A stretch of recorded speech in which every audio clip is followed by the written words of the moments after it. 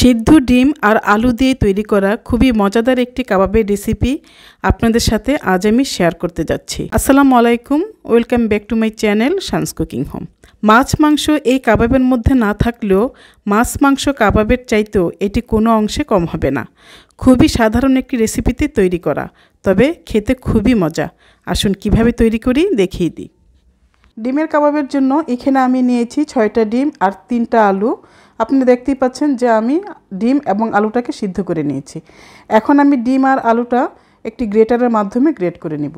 আমি গ্রেটারের এই অংশটা দিয়ে ডিম এবং আলুটাকে গ্রেট করে নেব।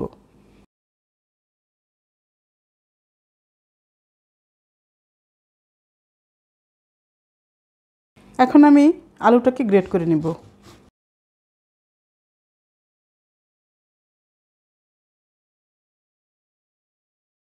আলু আর ডিমটা এখানে আমি গ্রেট করে নিয়েছি।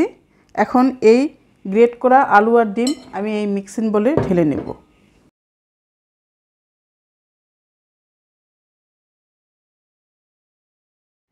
এখন আমি এখানে এক এক করে যা যা মশলা লাগে তা এখানে দিয়ে দিব।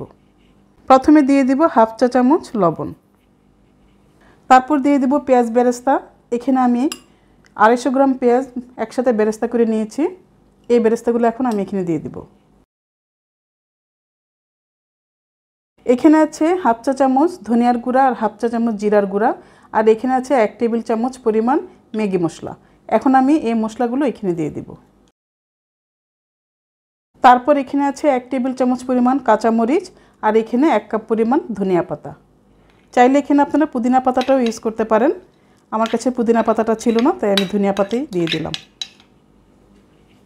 আজ এখানে আমি 2 ধরনের মরিচ ইউজ করব। এখানে আছে চিলি ফ্লেক্স 1 টেবিল চামচ পরিমাণ। যদি এই কাবাবটা বাচ্চারা খায় তাহলে মরিচ সরিয়ে আপনারা কাবাবটা বানাতে পারেন। বাইন্ডিংসের জন্য এখানে আমি দিয়ে দেব 4 টেবিল চামচ কর্নফ্লাওয়ার। চাইলে এখানে আপনারা ময়দাটাও ইউজ করতে পারেন। আমার এখানে যেহেতু 6টা ডিমের বানাচ্ছি, তাই 4 টেবিল চামচ কর্নফ্লাওয়ার এখানে লাগবে।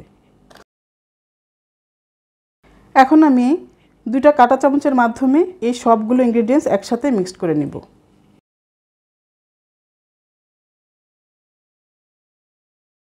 এখন আমি এখানে 2টা ডিম একসাথে ফেটিয়ে নিয়েছি, তার থেকে আমি অর্ধেক পরিমাণ এখানে দিয়ে দিব,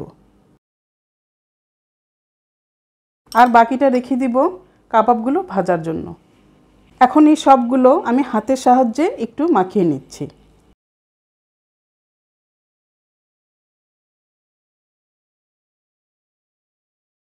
এখানে সমস্ত ইনগ্রেডিয়েন্টস একসাথে মাখানো হয়ে গেছে। এখন আমি এগুলোকে কাবাবের শেপ দিয়ে দিব এবং ভেজে আপনাদের দেখাবো। কাবাবের শেপ দেওয়ার আগে হাতে একটু তেল মেখে নিলাম। এখন আমি এগুলোকে কাবাবের শেপ দিয়ে দিব। এখানে আপনাদের পছন্দ মতো ছোট বড় করে কাবাবের শেপ দিয়ে আপনারা ভেজে নিতে পারেন। আমি আরেকটাও দেখিয়ে দিচ্ছি।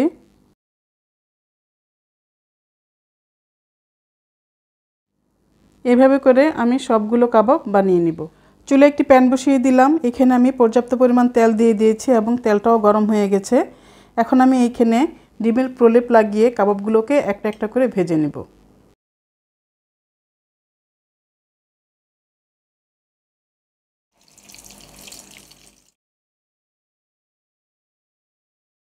কাবাবের একটা পাশ হয়ে গেছে, এখন আমি কাবাবগুলোকে উল্টিয়ে দেব।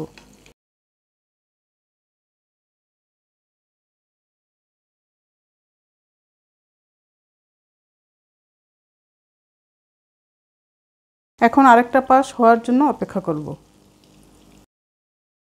কাবাবগুলো এখানে ভাজা হয়ে গেছে, ব্রাউন একটা কালার চলে এসেছে। যদিও অফ ক্যামেরায় আমি 2-3 বার করে কাবাবগুলোকে উল্টিয়ে দিয়েছিলাম। এখন আমি কাবাবগুলোকে নামিয়ে ফেলব।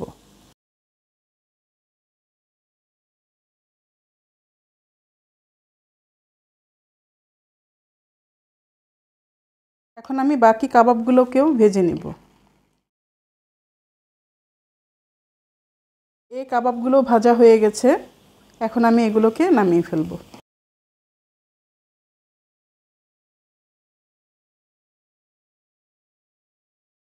দেখলেন তো কত সুন্দর ঝটপট তৈরি করে ফেললাম ডিমের কাবাব।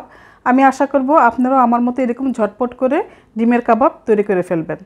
আর আমার চ্যানেলটিতে একটি সাবস্ক্রাইব এবং ফেসবুকে একটি ফলো দিয়ে আমার পাশেই থাকবেন, যেন নিত্য নতুন এরকম ইউনিক রেসিপি নিয়ে আমি আপনাদের মাঝে চলে আসতে পারি। আজকে এই পর্যন্তই। আল্লাহ হাফেজ।